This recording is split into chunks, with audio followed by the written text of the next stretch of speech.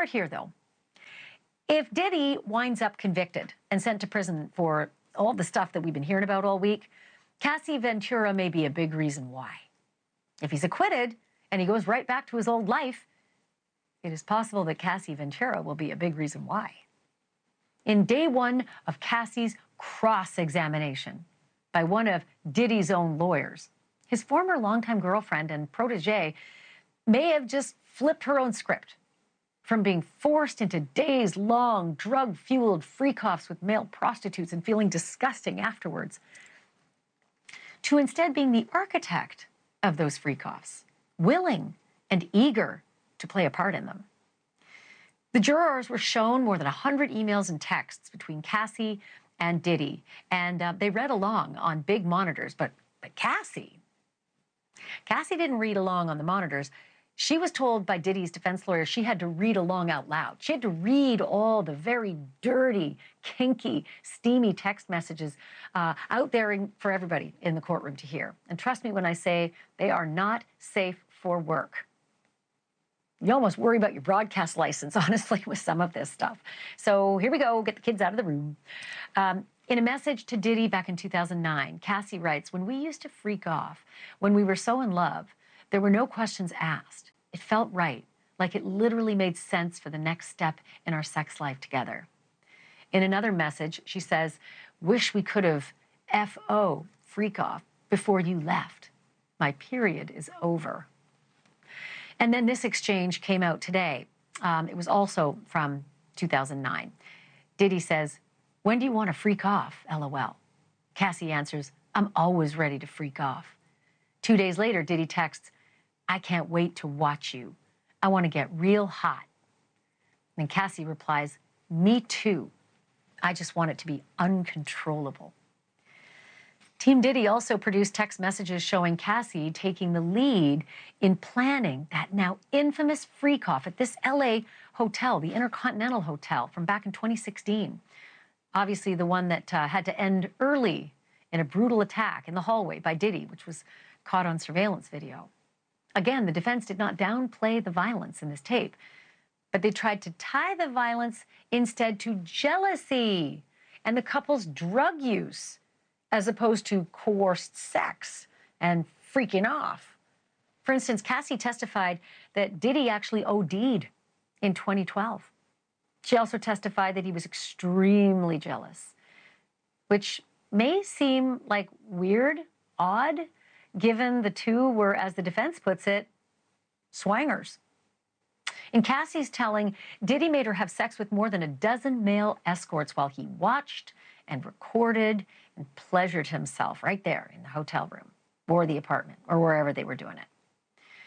On the stand yesterday, she named several of her freak-off partners, including a guy called Jules.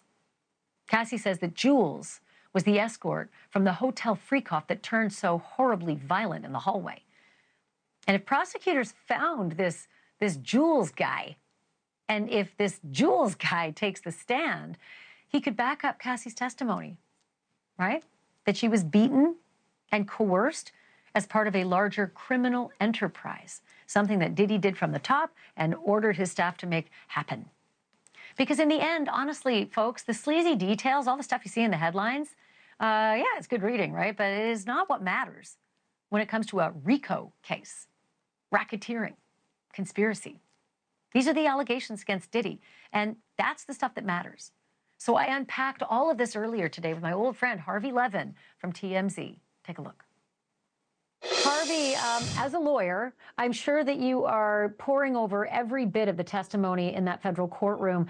I keep seeing huge, sexy, dirty headlines, but I'm more interested in the headlines that prove or disprove racketeering, RICO, and that is kind of like cryptic and arcane stuff. But do you think that the federal prosecutors are actually getting there? Boy, that's a great question. I don't see it yet.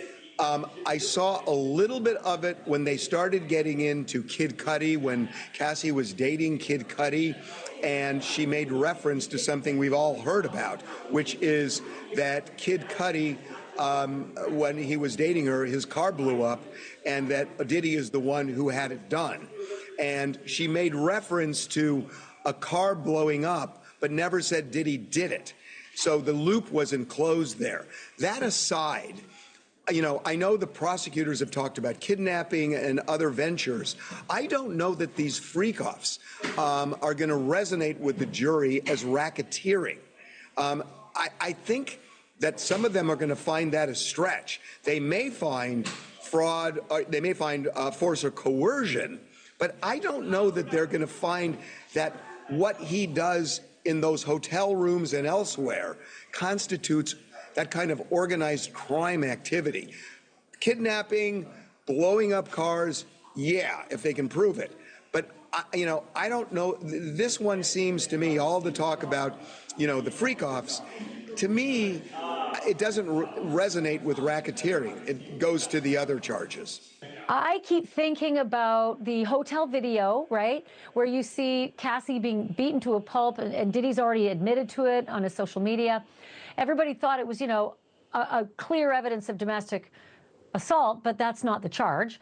But what I heard was that there was a male prostitute in the room where she fled, and that male prostitute named Jules could be a corroborating witness that she was trying to escape a coercive freak-off. So that, to me, really stood out as a potential uphill climb for Diddy's lawyers. I think it's the smoking gun if they can show that. And they haven't obviously called him yet. She is not. If they found him, right? If they found this If Jules. they found him. They have not said that, Cassie has not said that she was escaping the freak-off in that hallway. The defense is saying that confrontation had nothing to do with the freak-off. They're saying it had to do with Cassie seeing something on Diddy's phone that he was involved with another woman, and that she took the phone and he was coming out to get it, which you see him grab a phone. Yeah. Now, Cassie testified. Exactly. Cassie testified that there were 2 freak-off sessions in that hotel room, and that after the first one, she said, I want to go to a premiere, and wanted to leave, and he attacked her.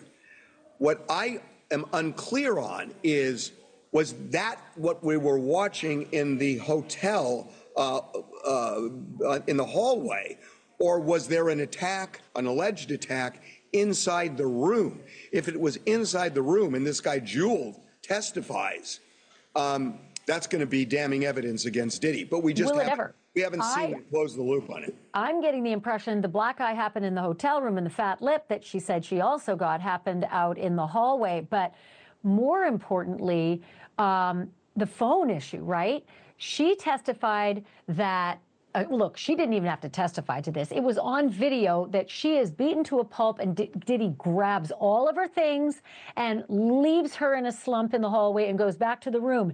And then he returns to her slumped in the hotel room with no bags. What was the reason? If Diddy's purpose was only to go and retrieve that phone that he says he chased her down, it was a battle over the phone, then why did he come back to her? Once he'd gotten all the material, taken it back to the hotel room, dropped those bags, he came back to her slumped frame with no bags in his hand. What was the reason? I think it's a really good point. Now, they are saying that he was coming off, he was withdrawing from drugs, and he was blacking out and all of that. So I don't know. Ashleigh, the thing that has really confused me, because there's a lot of evidence of domestic violence, and the jury, it probably hates him at this point because what he did was monstrous. But this is not a domestic violence case. When it comes to these freak-offs, at least in terms of one of the charges, which is the main reason Cassie's there, they have to show some kind of force or coercion. I haven't seen the prosecution close the loop on that outside of what you just said in the hallway, because all of the other stuff, when they talk about, well, he was trying to extort her by saying, well, release the freak-off videos. That wasn't in connection with doing a freak-off. That was, he thought she was stealing drugs on the yacht in Cannes, or she's dating the man she's now married to, Alex Fine, and he was jealous. But it's not about these freak-offs. at least they haven't closed that loop. Oh, I feel like it's closing. I think the forced when you coercion, read that, if Jules can be found and get up on the stand, the And I agree forced with you. coercion of that sex, if she said, I'm out of here, I want out, and ran in bare feet, there's your forced coercion. I agree with you. But when you look at all the other stuff that she's already testified to, when you read it carefully, when she's talking about, he showed me on the airplane trip back from France to New York, he showed me this freak-off video and said, I may release it. But it seemed to be in connection to the drug thing, that he thought she was stealing drugs. And then, she lands in New York with him. And then later, the next day, he says, let's go to dinner. They go to dinner, and he says, I want to do a freak-off. And she says, fine. And then they say, well, why'd you do it? And she said, well, I was afraid he'd threaten me again. But he didn't. And so then the question is, how do you tie that, the extortion? So let's get rid of the extortion. Okay, let's get rid of the extortion. I'm going to bring in bribery because there's another predicate act for RICO, yeah? And so if the hotel security guard who filmed that notorious video, right? He filmed it off that he wanted to show his wife, so that's why we have it. If that hotel security guard was telling the truth and that Cassie's, testimony was that Diddy hands him a stack of money. I think he said it went from the pinky to the thumb, a stack of money, and said the words, keep this quiet, clean it up. I don't want to see this anywhere. There's your bribery. There's your obstruction of justice in connection to that freak-off and that abuse. Can I sound like an old man for just a minute? Please do. It'll make me feel younger. There you go. So a long, long time ago, there was a very famous lawyer named Melvin Belli. And he was a great civil lawyer, bombastic and very effective. He had a case once where a man lost his leg in a car accident. And the man got up on the stand, and he was wearing pants all the way down to his shoes. And at one point, Melvin Belli said, please come down and face the jury. And he had the guy roll up his pant leg so the jury could see the stump. And they were horrified. And then he immediately put the pant leg down and never showed it again. And it's called demonstrative evidence. And the idea is you don't keep showing a jury something so they get used to it. I saw this in the Rodney King case. I covered that every day. And they showed it way too much. And the media showed it for a year. And it lost its impact by the time the jury deliberated. I think prosecutors are showing that hallway video too much. And I think that the impact it had, think about it, when you first saw it, now you know what it is. And the more you see it, the more you get used to it. It's still horrific, but it's such a basic principle. I don't understand why they keep showing it. Unless you want that jury to think it's normal for him to beat her up. I hate him. I will not give him the benefit of the doubt. I always think that's an underlying strategy. Just make them hate your client no matter what. But look, you show it once and it works. So I just think you diminish the impact. My great thanks again to Harvey Levin. And Harvey's going to be back a little later in the show to talk about what TMZ has discovered about Justin Bieber. And as always, we reached out to Sean Combs' attorneys, and we requested a statement from them today, but we haven't heard back. Again, very busy when you are in trial, so I didn't expect to anyway. Thank you for watching. Subscribe below and download our NewsNation app right now on your phone, and you will get fact-based, unbiased news for all Americans.